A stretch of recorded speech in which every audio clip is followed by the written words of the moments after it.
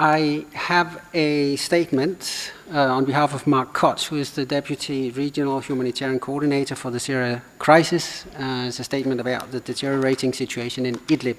It has just been issued. There are copies in the back, and I'll send it electronically to you as well. We are alarmed at the deteriorating humanitarian situation in Idlib in northwest Syria, where over 3 million civilians remain trapped in a war zone. The vast majority of them are women and children. At least 300,000 civilians have fled their homes in southern Idlib since mid-December, following a sharp escalation in hostilities. Many of the displaced are now living in tents and makeshift shelters in inhospitable places, exposed to the elements and bitter winter temperatures. This latest wave of displacement compounds an already dire situation in Idlib, where between May and August last year, some 400,000 people were displaced and at least 1,300 civilians were killed by airstrikes and shelling.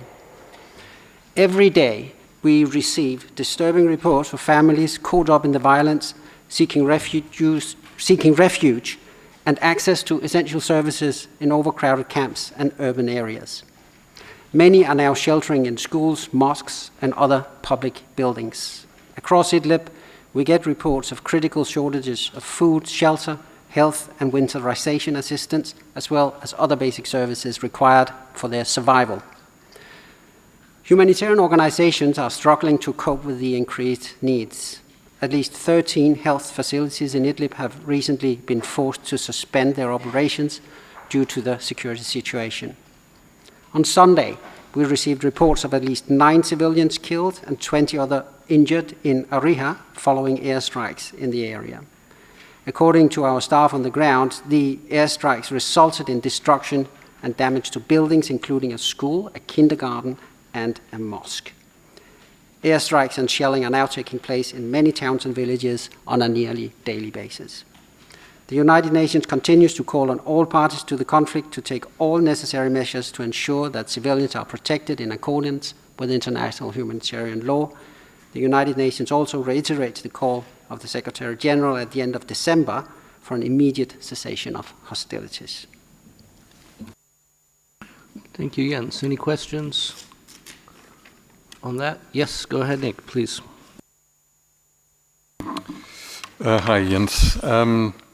The 13 health facilities hit, that was since the beginning of December. Is there a time frame for that? And secondly, could you just update us on the status of cross-border assistance from Turkey particularly, and where we are in terms of the cross-border resolution?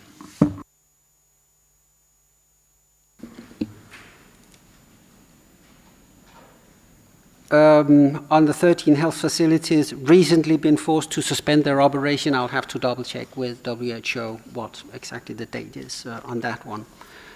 On the cross-border operation and the resolution, I have the following. The UN Security Council Resolution 2165 and subsequent resolutions ensure life-saving assistance reaches millions of people in many areas of the country.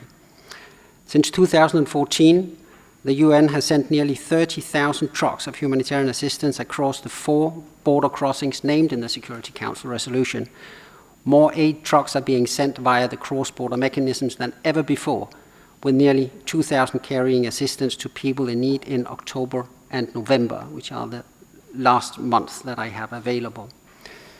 In fact, the operation from Turkey has grown by more than 40% since this time last year due to the increase in humanitarian needs.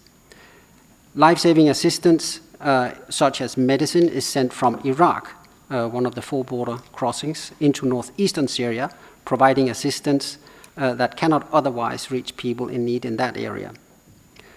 The cross-border operation is one of the most closely scrutinized aid delivery systems in the world today. We continue to take every step possible to ensure that UN cross-border operations meet the highest standards for accountability. The UN does not have an alternative form of delivery that could replicate the timeliness or reach of its cross-border activities. A renewal of the provisions of Security Council Resolution 2165 is critical. across northern Syria, 4 million people in need are supported by the UN cross-border humanitarian assistance mechanism in total. And that includes 2.7 million in the northwest, who rely solely on the operation for their assistance. Just to sort of follow up there, I mean, as we understand it, then the aid continues to flow normally as of now. Yes, the aid continues because the resolution is still in force up till the 10th of January. Jan, go ahead. Yes, good morning. But it seems that the Security Council won't renew the mandate or the provisions of the resolution. So what is your contingency plan? Of course, the Security Council will take and make its own decisions. I think we have made our position very clear. There is no plan B. There is this operation which helps hundreds of thousands of people and have done so for a very long time. It is the only viable, sustainable methodology that we have for reaching these people in need. So it is critical that we get a renewal of the provisions that allow for these cross-border operations to continue. Lisa, you had a question? Go ahead. Jens, do you have any figures on numbers of people killed and injured, and are they able to get the health care, medical care that they need, given the attacks on health facilities and so forth? And presumably most of those would be civilians as well. And so Turkey is keeping its border closed. Is there no way at all for any of these people in Idlib to escape from the region? Are they virtually trapped where they are? Indeed, the millions of people in Idlib, they are trapped. As we have seen things getting increasingly worse over the past weeks, they currently have nowhere to go. We have seen, as I mentioned, a very significant increase in internal displacement since mid-December, an additional 300,000 movements of people on the run. In terms of death toll, what I do have is that between May and August last year, we have a number of at least 1,300 civilians were killed by airstrikes and shelling. Between May and August last year, I do not have a more recent number of that. As I mentioned, one of the reasons why it is so critical important that we continue is with the cross-border operation is to keep the death toll down. Of course, we cannot prevent shelling and fighting. We can call for that to stop. What we can do is that we can provide aid so that people survive where they are, and this during this very harsh winter. And that is what we are doing. As I mentioned, 2.7 million really rely on our assistance for their survival, and we need to see that continue. On my questions, no, it's continuation. I asked about whether they're able to get health care that they need, those who are maimed and sick and so forth, and so I guess you answered the question. Turkey is keeping its borders closed. Is that it?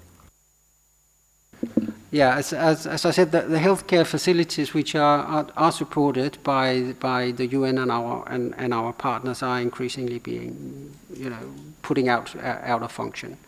And as to Nick's question, I'll try to get a bit more details. I mentioned 13 of them, which had been damaged. Well, I have Lionel and then Stephanie, maybe. Go ahead. Yeah, just regarding what you just read in response to Nick's questions, is it something that was drafted by Mark Lowcock asked the team to draft that? Can we attribute to Mark Lowcock? Has it been distributed to OCHA office all over the world? No, in reply to the cross-border resolution, which is not mentioned by Mark Cutts in his statement, this is our response from OCHA, or our position, if you like, on the cross-border resolution. We still remain pending to see what happens with that. Thank you. Did you have a question? No? Thanks very much. Yeah, Stephanie, go ahead. I thought so. Yeah, no, I just wanted to ask again about the border with Turkey.